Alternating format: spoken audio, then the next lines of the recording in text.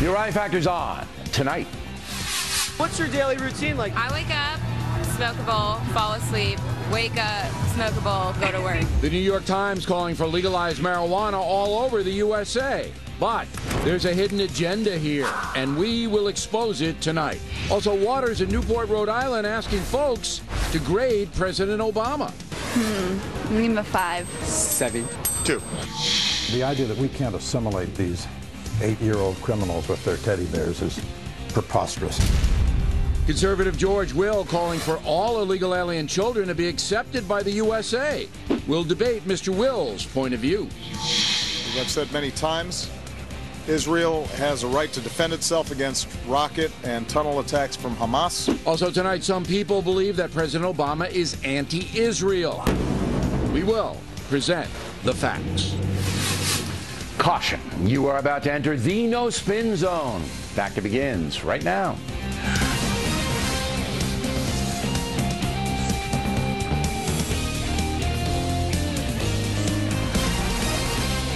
Hi, I'm Bill O'Reilly. Thanks for watching us tonight. The Great Marijuana Ruse. That is the subject of this evening's Talking Points memo. Over the weekend, the New York Times called for the USA to legalize marijuana all over the place. No surprise that paper's far left on its editorial page, so its stance is predictable. But the real reason many liberals want to legalize pot is not to put another intoxicant in the marketplace, although they generally don't object to that. The real reason, the unspoken marijuana play, is contained in the Times editorial. Quote, "The social costs of marijuana laws are vast. The result is racist, falling disproportionately on young black men, ruining their lives and creating new generations of career criminals," unquote. There you have it. The left believes American law enforcement targets African Americans for drug prosecutions. Therefore, they want drug sales to be categorized as nonviolent offenses and marijuana to be legalized. It's about race, not drugs. Now some facts. According to the U.S. Sentencing Commission, about 5,000 criminals were sentenced for marijuana offenses in 2013 at the federal level. Almost 98% of them for sale. Average prison time, 41 months. And here's the kicker. 63% of those convicted on the federal level were Hispanic, just 11% black. The legalization of marijuana is still full of unintended consequences. Sends a signal to children that drug use is an acceptable part of life. That's big. The Times says marijuana is not a gateway drug, that it does not lead to other drug use. That is false. According to a recent study by the Yale School of Medicine, adolescents who use pot or alcohol are 3 times more likely to abuse hard drugs than children who do not use intoxicants. As for the poor precincts in America, does it make any sense at all to make intoxicants more available in those places? Drug use and sales have devastated poor neighborhoods in this country. Let's take New York City, for example. In 1990, there were 2,245 homicides in this town, an average of 6 per day. In 2013, there were 335 homicides. So what happened? Under Mayor Rudy Giuliani, the New York City police cracked down on open drug use and sales. And those convicted of selling drugs are given much harsher sentences by the state of New York. No one disputes the murder rate was driven by the drug trade, as gangs shot it out all over the city. But now the left wants to go soft on drug use and criminal sentencing. Apparently, the New York Times and others want to go back to the good old days where there were 6 murders daily in the nation's largest city. That's just insane. Drug use is a public menace. It helps no one. Same thing with alcoholism. Same thing with smoking tobacco. But you don't add to those problems by legalizing pot. That's stupid. What the authorities should do is decriminalize pot use. You want to do it in your house, not bother anyone? Fine. Go outside with a joint or a pipe, you pay a fine. A hefty one if I'm running the show. But sell marijuana, you go to jail. America used to have standards of behavior in public, but today they're collapsing all around us. And that's a memo. Now for the top story tonight, reaction. Joining us from Boston, Kevin Sabet, co-founder of Project SAM, Smart Approaches to Marijuana. Here in the studio, Stephen Gutwilling, Deputy Executive Director at the Drug Policy Alliance of California.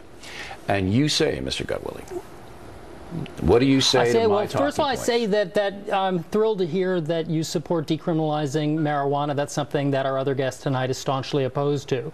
It's not that far to go from the position that you just took, which is that we should basically not be chasing after the nearly 750,000 Americans that we arrest every year for possessing tiny amounts of pot for their personal use, to saying, well, what are we supposed to do about this enormous underground economy? Because, Bill, you yourself would rather have that existing gigantic marijuana economy in the hands of regulators instead of criminals who don't ask for ID, who don't test their pot, and who don't pay any taxes. What I say to you is that I don't want the social message to go to America's children that this is an acceptable part of life. Sure. Because it damages children more than anyone. Absolutely. And the poor is second. It just devastates those neighborhoods. And so the issue here is really, what is the message? How do you send the message? The message is on the federal level. The message of regulating marijuana is not that different. I don't think the government has to get in the pot explained. business, and I think the states that do, Colorado and Washington, I'll be sorry. Now let's get over to our boss and guest, Mr. Sabet. You say? Well, one thing we definitely don't want to do is legalize marijuana and create a massive new industry just like we have alcohol and tobacco. I mean, if we thought the tobacco industry was bad with the lies about the science, just wait for the marijuana industry. I would really like to ask the editors of the New York Times if they considered the stances of the American Medical Association, the American Psychiatric Association, the American Society of Addiction Medicine, the National Alliance of Mental Illness, all oppose legalization and oppose this point of view. Well, now, let me answer for the maybe New York we have Times. some agreement. I'll be Sure. the New York Times, and you just asked me. I'll be the guy. Rosenthal is the head editorial director. All right. So you just asked me the question. Here's my answer. I'm not going to believe anything that goes against my ideology. Next question. Yeah. So you can present.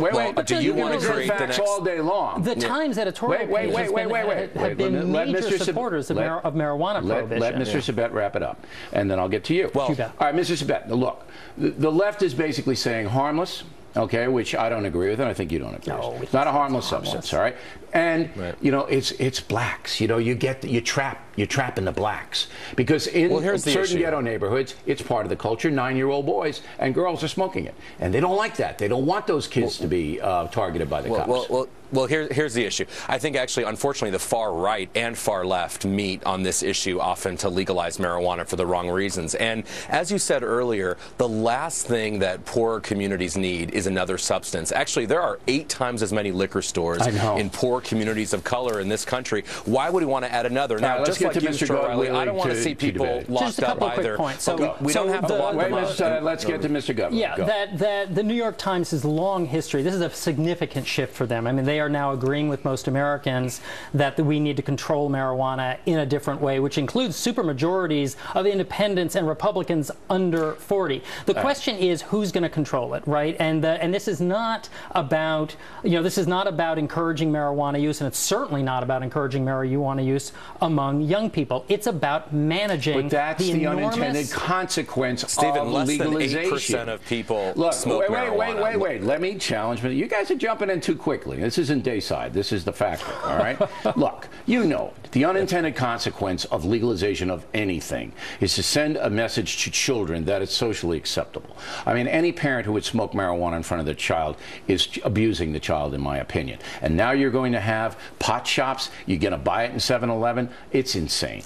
Go ahead. We already have an enormous marijuana industry. It's currently controlled by drug trafficking organizations who cut people's heads off. But Stephen, that's less than 8% of people. Wait, Mr. Right, and so the issue is really is not how are we going to eliminate marijuana consumption. It's how we're going to manage the market that exists today. I don't think it has to be managed any more than the criminal justice system should just deal with the sellers. All right, last word, Mr. Sabet, go.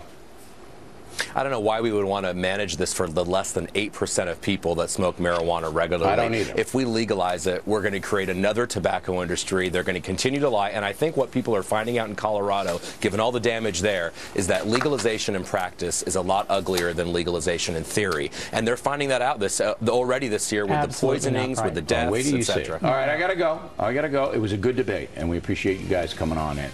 Next on the rundown, George Will says the USA should accept all illegal alien children. Very controversial, and we'll debate it. Later, Waters going up to Newport, Rhode Island to grade President Obama's overall performance with the folks. Factors coming right back.